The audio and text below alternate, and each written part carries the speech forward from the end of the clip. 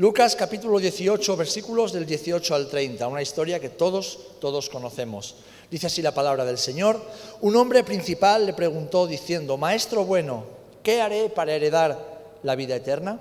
Jesús le dijo: ¿por qué me llamas bueno? Ninguno hay bueno sino solo Dios.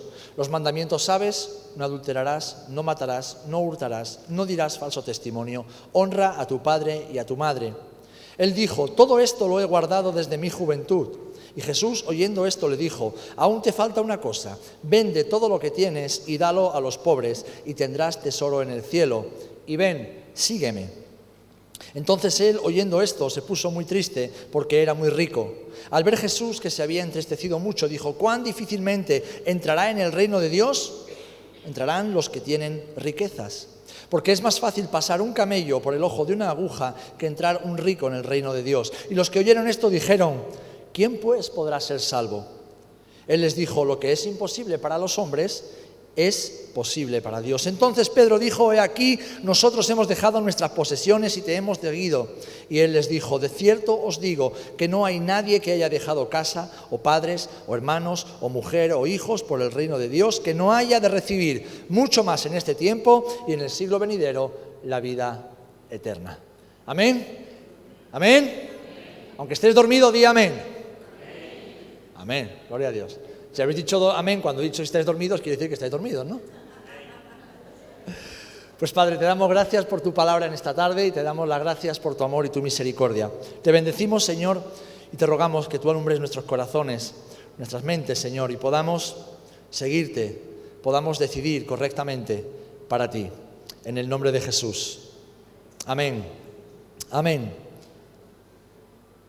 ¿Eso es un despertador? ¿Alguno todavía está levantándose de la cama? Bueno, está bien. Tomás, me alegro de verte. ¿Has llegado ahora? Es un rato ahí, ¿no? Madre, con los focos y la miopía está dando fatal. Nos alegramos mucho de verte. Bueno, Tomás le han operado hace 2 semanas, ¿no? Más o menos. 3 semanas, ¿cuánto hace ya? Hace tiempo. ¿Dos semanas?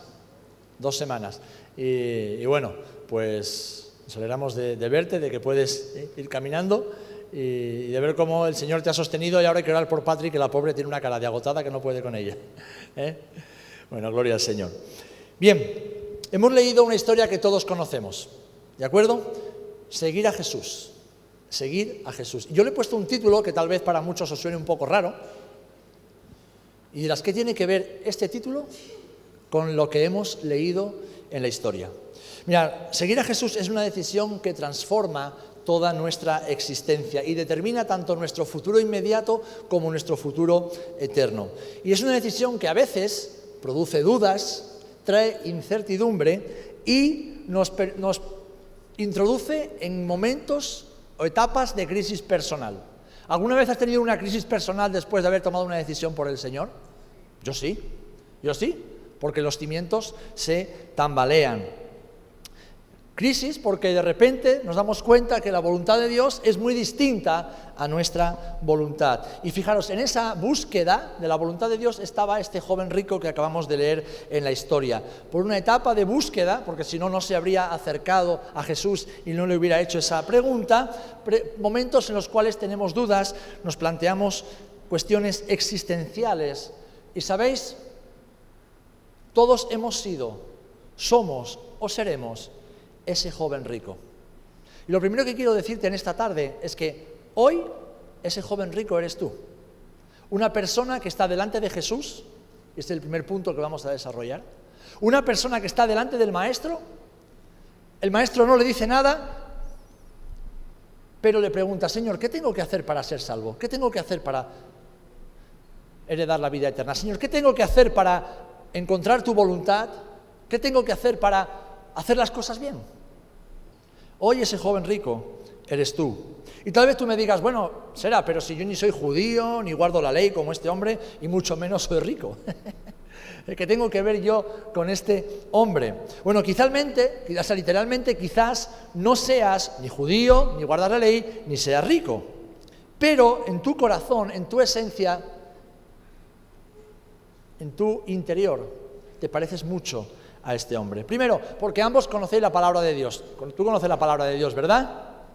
Además, ambos tenéis inquietudes espirituales, tenéis esos deseos de buscar a Dios y hacer su voluntad.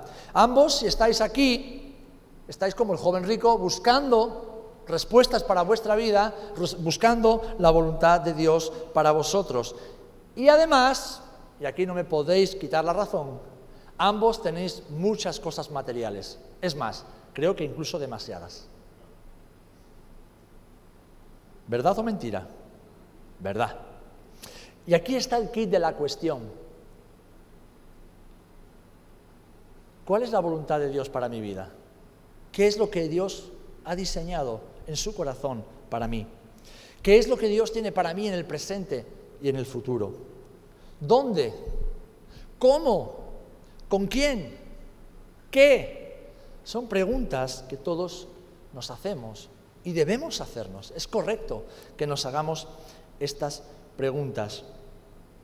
Son preguntas que además tienen respuesta.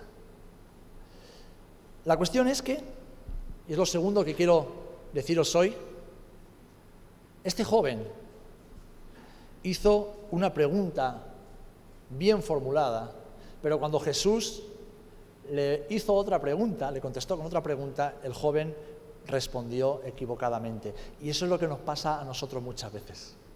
Señor, ¿qué quieres que yo haga? El Señor te responde con otra pregunta y tu respuesta, mi respuesta, es equivocada. Fijaros, la pregunta del joven, como digo, era correcta, pero su respuesta fue equivocada. ¿Por qué? Porque no le gustó lo que Jesús le decía. No le gustó lo que Jesús le ofrecía. Y eso nos pasa exactamente igual a ti y a mí. Este joven se acercó a Jesús ilusionado, había escuchado de su fama, de sus milagros, de su compasión, había escuchado de ese maestro que era distinto a todos los demás que había conocido hasta ese momento. Si dice que guardaba la ley y que era un hombre piadoso, quiere decir que iba todos los sábados a la sinagoga, un hombre que guardaba los mandamientos, se preocupaba por vivir bien. Pero como muchos otros judíos piadosos, estaba cansado de los religiosos y los fariseos que hablaban mucho y decían poco, que hablaban mucho y hacían nada. Esos que no tenían autoridad con su enseñanza, que no tenían compasión en sus corazones por los pobres, por los necesitados. En cambio, Jesús era distinto. Este hombre era distinto. Este hombre tenía una mirada distinta, un corazón distinto, un mensaje poderoso y sobre todo tenía poder de Dios para hacer milagros. Así que este joven se acerca a Jesús. ¿Qué tengo que hacer, Jesús? Y Jesús le responde con otra pregunta. Y entonces la respuesta de este joven fue equivocada. ¿Por qué? Porque lo que Jesús le plantea no le gusta. Y esto manifestó algo que estaba escondido en su corazón. Y es que, y esto subráyalo, este joven, como tú y como yo muchas veces, amaba demasiado su vida como para renunciar a ella para hacer la voluntad de Dios. Amaba tanto su vida religiosa, amaba tanto su forma de entender a Dios, amaba tanto sus planteamientos personales, lo que había construido incluso en torno a su fe, que no estaba dispuesto a renunciar a ella.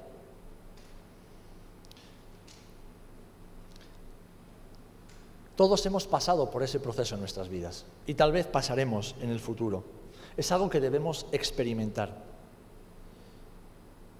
Pero para conocer la voluntad de Dios, antes debemos ofrecerle al Señor nuestra voluntad como una ofrenda de amor.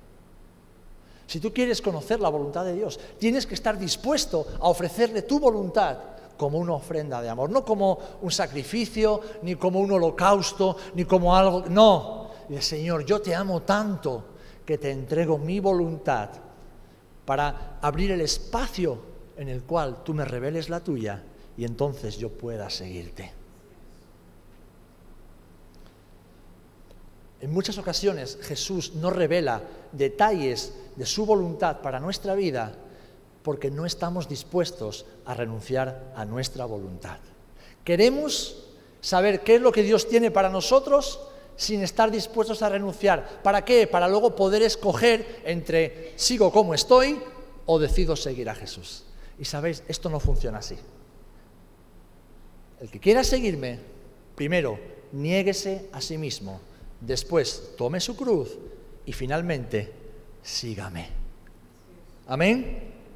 Quizás el joven rico pensó que podría seguir a Jesús y servirlo con sus bienes, con su influencia, porque dice que era un hombre importante, seguramente tenía contactos, tenía gente importante a su alrededor. Tal vez pensó en decir, bueno, con mi dinero y con mis bienes, con mi dinero y con mi influencia, con mi posición social, voy a ayudar al ministerio de Jesús para que más gente lo escuche, para hacer grandes campañas, para poder promocionar a este hombre que es distinto a los demás. Tal vez él pensó que lo que tenía a Jesús le servía para algo.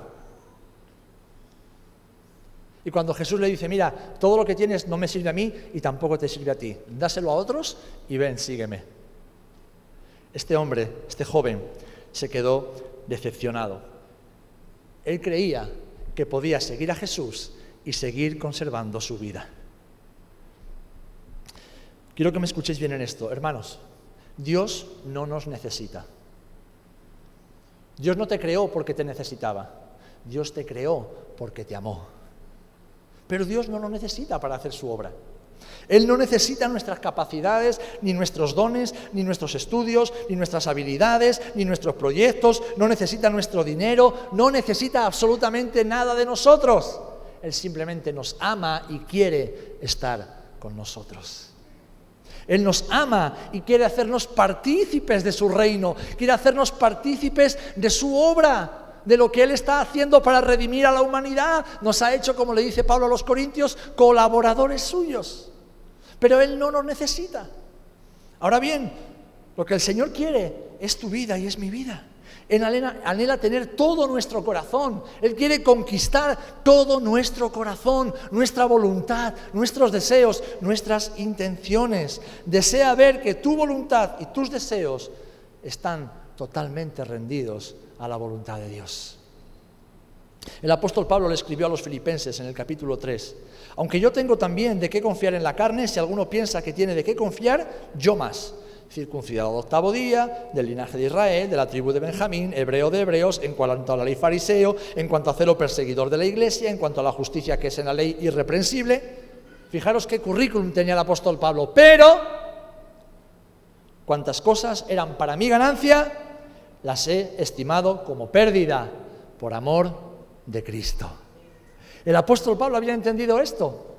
Él había entendido que humanamente tenía mucho más que ofrecer a Dios de lo que ningún otro, pero que todo eso no valía nada con tal de conocer a Cristo y conocer su amor. Yo sé que muchos, algunos de vosotros estáis en ese proceso, estamos en el proceso de seguir entendiendo y discerniendo la voluntad de Dios para nuestras vidas. Los jóvenes seguramente estáis en ese momento, ¿verdad?, de discernir, Señor, ¿qué quieres para mí? ¿Qué quieres que estudie? ¿Qué trabajo quieres que haga? ¿Qué es lo que quieres para mi vida? ¿Con quién quieres que me case?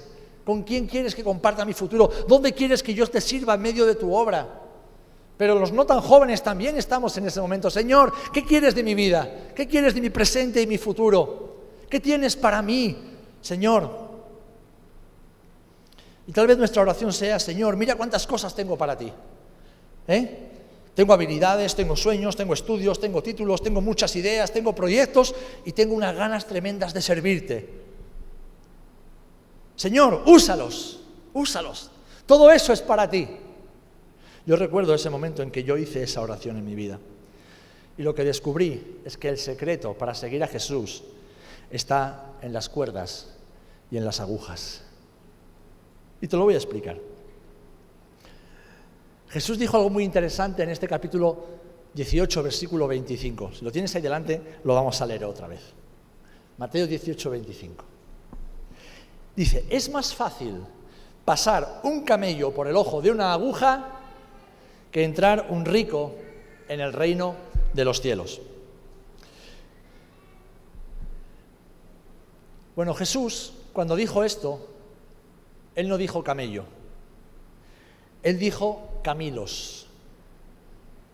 El Evangelio de Lucas está escrito en griego, y lo que Jesús escribió lo que Jesús dijo fue camilos, que al traducirlo fácilmente se puede traducir como camello. Pero camilos no significa camello, significa soga o significa cuerda, maroma, una cuerda bien robusta, como las que se usan, por ejemplo, para amarrar los barcos en el puerto. Entonces, esto no es un error de traducción, simplemente es una traducción alternativa. ¿Por qué? Porque nos vale y nos sirve para la interpretación que queremos hacer de este texto y para extraer la misma enseñanza. ¿Por qué? Porque lo que Jesús está diciendo más adelante es que es imposible introducir una soga, una cuerda, una maroma en el agujero, en el hueco de una aguja. No se puede. Es imposible. Ahora, que no quieres poner una aguja y quieres poner un camello, bueno, más difícil todavía. Entonces, lo que le está diciendo el Señor es que lo que para nosotros es imposible, introducir, cuando no somos capaces muchas veces, alguna vez te has liado ahí con la aguja y con el hilo, y venga a chupar, y venga a chupar, y venga a estirar, y dale que te pego, y de repente se te lo pones a contraluz y se nubla, lo pones a la luz y se apaga la luz, y de repente cuando ya lo tienes casi, se te lloran los ojos, te llora, ¡ay! Ya está, te desesperas y acabas sin... Y sales a la calle con el calcetín roto y el tomate en el dedo, ¿a que sí? Pues imagínate si quieres introducir una soga, una cuerda gruesa en el ojo de una aguja. Es imposible. Para ti y para mí es imposible.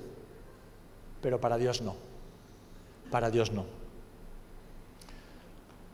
Ahora, sabemos también que la enseñanza principal de esta parábola o de esta historia, que no es una parábola, es una historia real, es acerca de la salvación. ¿Qué tengo que hacer para salvarme?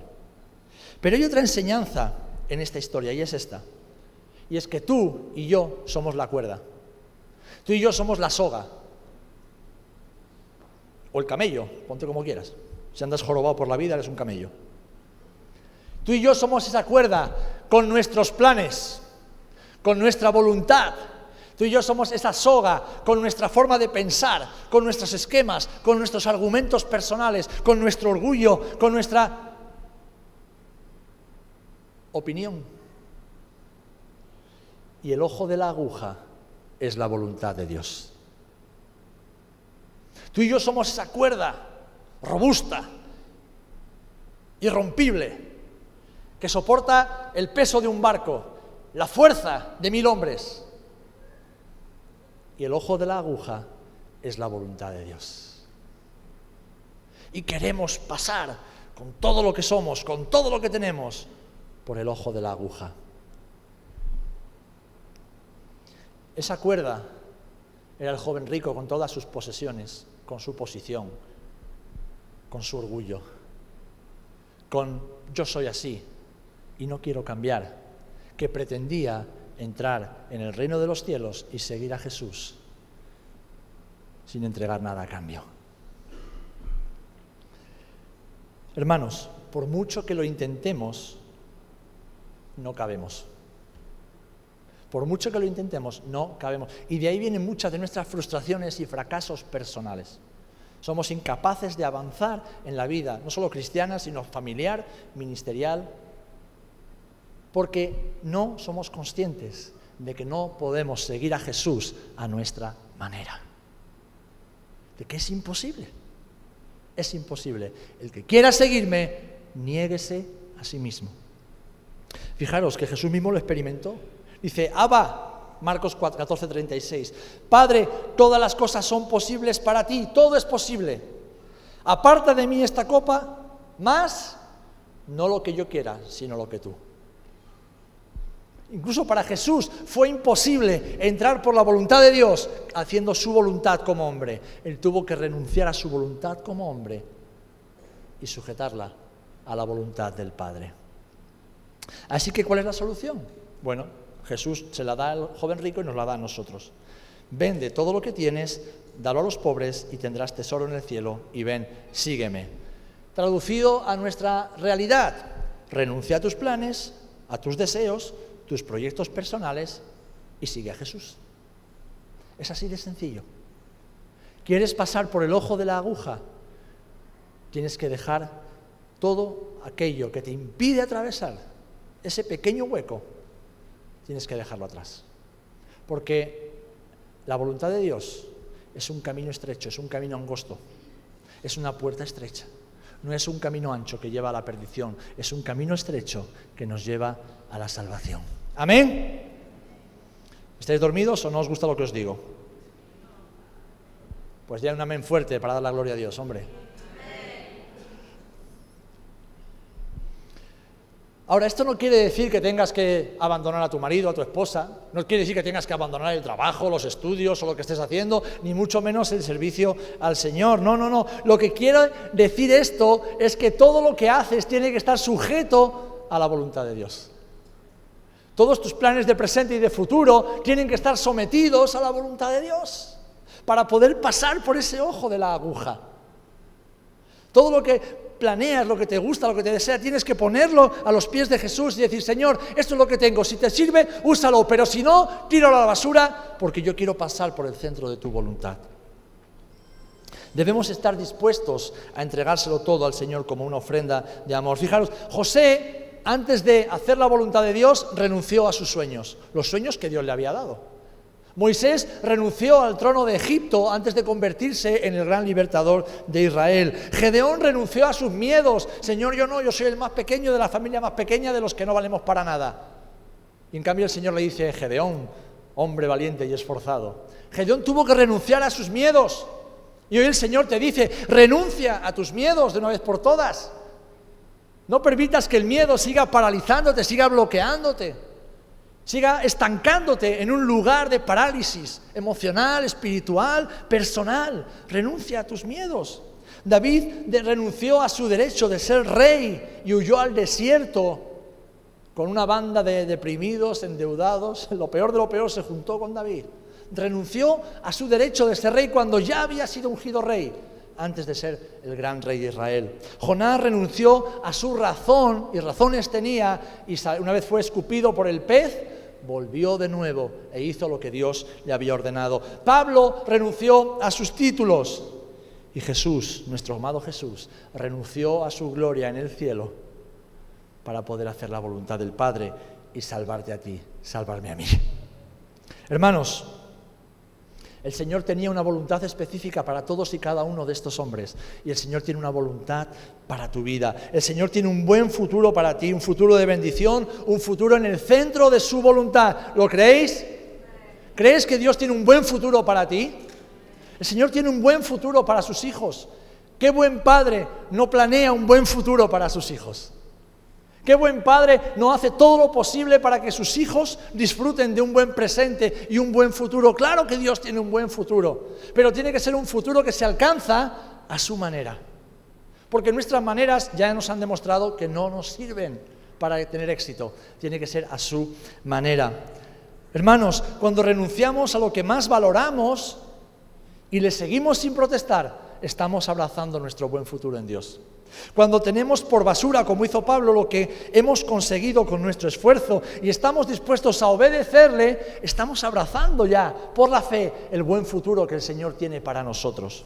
Cuando morimos a nuestro yo, a nuestra razón, a nuestros razonamientos, a nuestros miedos, a nuestros esquemas personales, cuando morimos a nuestros proyectos y a nuestra forma de hacer las cosas y decidimos obedecer a Jesús, es cuando podemos pasar por el ojo de la aguja y abrazar ese buen futuro que Dios tiene para nosotros.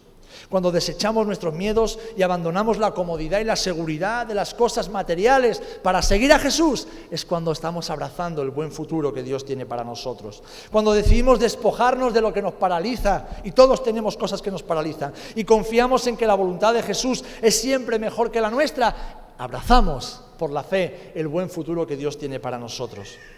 Es entonces, cuando hacemos todo esto, cuando decimos, Señor, yo quiero seguirte. Yo quiero seguirte. Yo no te voy a dar una respuesta equivocada como hizo el joven rico. Yo te voy a dar la respuesta correcta y voy a decir, Señor, no me entristece desprenderme de todo lo que soy, todo lo que tengo, porque el gozo que está puesto delante de mí es mucho mayor que lo que voy a renunciar. Señor, yo no quiero ser ese camello que no cabe por el ojo de la aguja. No quiero ser esa soga que no puede penetrar el ojo de la aguja. Yo quiero entrar por el hueco de tu voluntad, cueste lo que me cueste. Por eso el secreto está en las cuerdas y en las agujas. ¿Qué tipo de cuerda queremos ser tú y yo? ¿Una que cabe por la voluntad de Dios o una que se atasca una y otra vez, una y otra vez, una y otra vez en la voluntad de Dios? Porque no estamos dispuestos a ofrecer por amor todo lo que nos impide pasar por esa puerta. Hermanos, cuando hacemos todo esto que acabo de mencionar, Dios hace un milagro y de repente ya cabemos por el ojo de la aguja. Ya nos revela su voluntad, nos capacita para caminar en ella. Y hermanos, caminar en la voluntad de Dios siempre tiene recompensa. ¿Amén? Caminar en la voluntad de Dios siempre tiene premio. Ahora los niños andan como locos buscando los huevos Kinder para que les toque no sé qué historia. Y si no, ¿os acordáis los más viejos cuando andábamos, comprábamos, había un helado, ¿no? ¿Cómo era el...? O sea, había un helado que tú te lo chupabas corriendo y supuestamente a veces en el palito te aparecía premio, otro helado gratis. Un micolápiz era, ¿no? No han salido caries con los micolápiz a cuenta del helado gratis. Y siempre, ¿por qué? Porque al final la recompensa nos motiva, ¿verdad? La recompensa nos motiva. Pues Jesús le dice a sus discípulos, cuando los que sí habían dejado todo para seguir a Jesús, dicen: Señor, si es tan difícil entrar en tu voluntad, ¿qué nos queda a nosotros que lo hemos perdido todo? Y entonces Jesús le dice: de cierto os digo que no hay nadie que haya dejado casa, o padres, o hermanos, o mujer, o hijos por el reino de Dios, que no haya de recibir mucho más en este tiempo y en el siglo venidero la vida eterna. Hermanos, Dios honra a los que le honran. Hay recompensa en hacer la voluntad de Dios. Hay recompensa. Y no hay nada en este mundo que pueda compararse con el gozo de entrar por el ojo de la aguja. No hay nada en este mundo, no hay nada, ni argumento, ni pensamiento, ni nada, absolutamente nada, nada humano, ni material que pueda compararse en valor al gozo, a la alegría, a la satisfacción de decir: Señor, ahora sí puedo entrar por el centro de tu voluntad. Ahora soy una cuerda que cabe por el ojo de la aguja. Hermanos, estoy convencido que Dios tiene un futuro hermoso para todos nosotros. ¿Tú lo crees? Dios tiene un futuro hermoso para ti, para tus hijos, para tu familia, para tu futuro. Dios tiene un futuro hermoso para su iglesia. Aunque a veces haya que pasar por tribulaciones y pruebas, es parte de la vida cristiana, no hay ningún problema con eso. Jesús lo dijo y se cumple. Pero en medio de esa tribulación podemos gozarnos, porque sabemos que estamos haciendo la voluntad de Dios. Así que estamos en un buen momento, estamos en el mejor momento. Estamos en el mejor momento. Tal vez digas: bueno, es que yo tal vez si lo hubiera decidido cuando era más joven. No, hoy es el momento. Los jóvenes dirán: bueno, cuando sea un poquito más mayor y tenga la cabeza más centrada, ahora voy. No, hoy es el momento. Ayer pasó, no existe. Mañana todavía no ha llegado, no existe. Tenemos este momento para decir: Señor, no se trata de mí, ni de lo que tengo, ni de lo que soy, ni de lo que pienso. Se trata de ti y de tu voluntad para mi vida. Este joven se quedó paralizado, y se alejó de Jesús. Debemos despojarnos de todo lo que nos paraliza y nos aleja de Jesús y de su voluntad. Despojarnos. El apóstol Pablo lo repite constantemente: despojaos, despojaos, despojaos. ¿Qué significa despojarse? Significa desvestirse. Significa deshacernos de todo aquello que hemos incluso adquirido para supuestamente protegernos, para estar bien, para gestionar ciertas situaciones que nunca hemos sabido cómo gestionar. Todas esas cosas nos paralizan. Cosas que hemos alcanzado, que hemos conseguido con esfuerzo y que luego nos paralizan y nos impiden seguir la voluntad de Dios. Debemos despojarnos y revestirnos de lo que Jesús nos ofrece, porque ahí está el éxito en nuestra vida. Ahí está el éxito en decir: Señor, son muchas cosas las que he ido adquiriendo a lo largo de los años, pero todo lo tengo por basura con tal de hacer tu voluntad. Nada se puede comparar con el gozo de hacer tu voluntad. Y ese es el secreto de las cuerdas y las agujas. ¿Qué tipo de cuerda queremos ser para poder pasar por la puerta estrecha y el camino angosto de la voluntad de Dios para nuestras vidas, sabiendo que detrás de esa puerta hay una gran recompensa? Y es hacer la voluntad de Dios. Es saber cada día que estamos en la voluntad de Dios, que estamos con la persona adecuada, que que estamos en el lugar correcto, que estamos haciendo exactamente lo que el Señor nos pide, con su ayuda, con su gracia, con su misericordia, con esfuerzo, equivocándonos muchas veces, pero estamos intentándolo en el lugar correcto, en el tiempo correcto. Dios quiere revelarte sus planes, Dios quiere revelarte su voluntad para tu vida, pero no te va a dar más detalles hasta que no estemos dispuestos, ¿no? Hasta que no estés dispuesta y dispuesto a renunciar a lo que tienes como una ofrenda de amor.